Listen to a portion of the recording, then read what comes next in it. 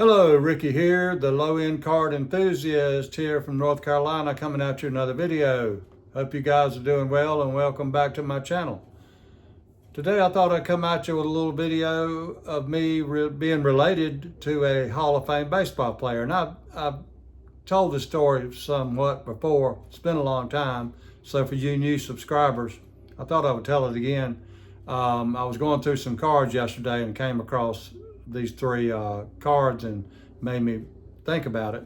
And it's a cool little story. It all started out, I guess, with, my dad had four brothers and a sister, and we were very close growing up, and tight-knit, and all the cousins were very close, tight-knit. We did a lot of things together every Sunday and went to the beach together, and just was like brothers and sisters to me, and we were all close. But that's about as far as it went. The rest of the family, my dad was from a little community near Roxborough, North Carolina, named Shake Rag. Yeah, Shake Rag. I've been there. It's got a little sign about like that. It says Shake Rag. It's a little town you go through. It's the sign. It's got a couple houses, and you're past Shake Rag. Don't even have a stop sign. Much less stoplight. But yeah. I remember when I was little, my mother and grandmother would take me up to visit, I guess, one of my dad's cousins and her daughter. Occasionally, we would go up there, and that's about the extent of it, of my dad's family up from Roxborough. And when I was 16, my dad died. My mother had died when I was 13, but my dad died when I was 16, and I knew all the pallbearers. He had some friends that were pallbearers and, of course, family. And one of them I did not know. And he come by and introduced himself to me as O.B. Slaughter. It could have been O.B., O period B period, but I later found out it was O.B., O-B-I-E, Slaughter. And I didn't do any investigating really about it. I just knew his name. And he was a very nice guy. Shook my hand, like I said. And that was about the extent of it. Fast forward to, this was in the mid-70s, fast forward to the mid-90s, early 90s probably. I got a letter, never received a letter for this reunion before, but I had my best friend was Jerry, and he had a son, and our son was the same age. I had a daughter a couple years older.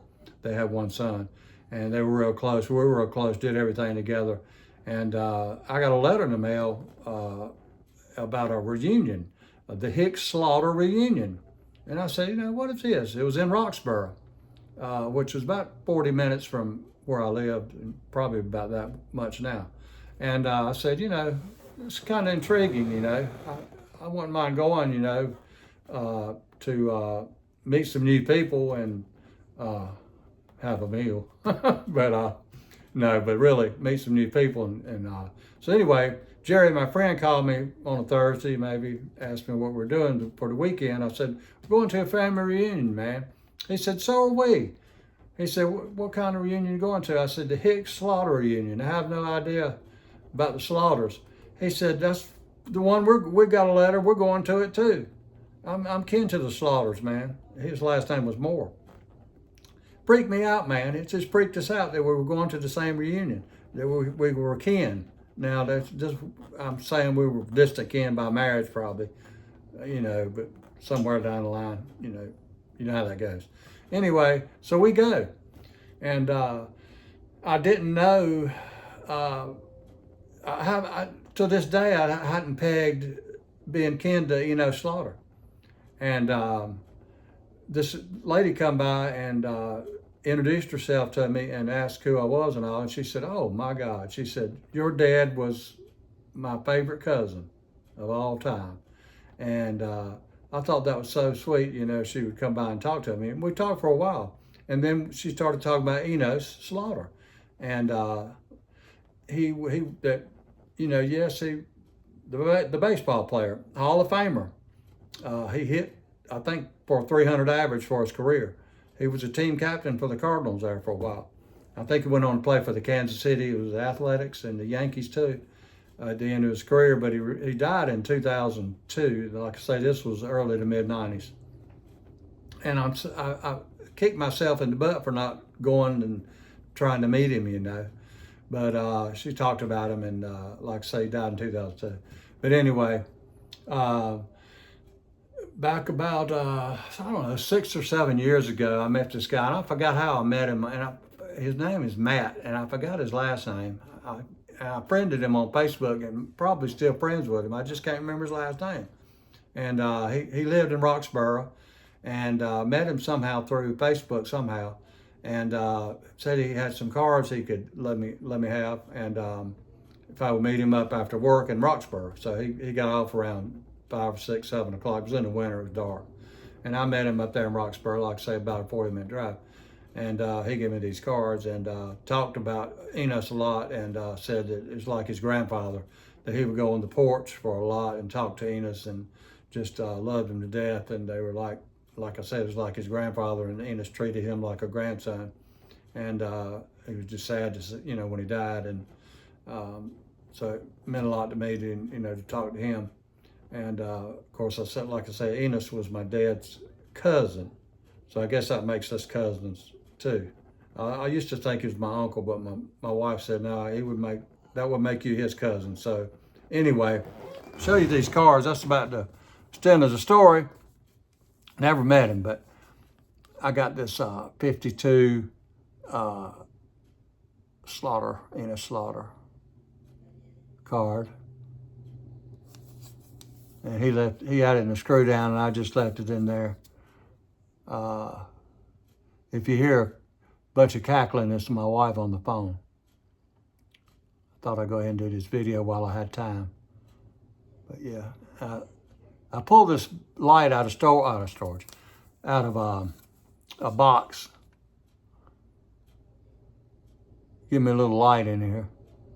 It's dark, it's raining, and overhead light's not too good. That's the 52 tops Enos Slaughter. And I got this 52 Bowman.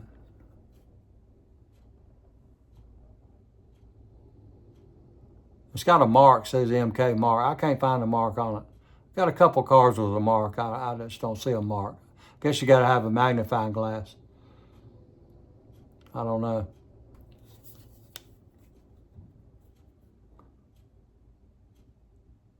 Nice looking card.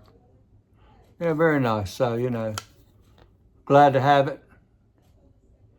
And last one I got is from him is this, it's a 94 Upper Deck that he signed before he died. He signed a lot of stuff. And yeah, the back of it.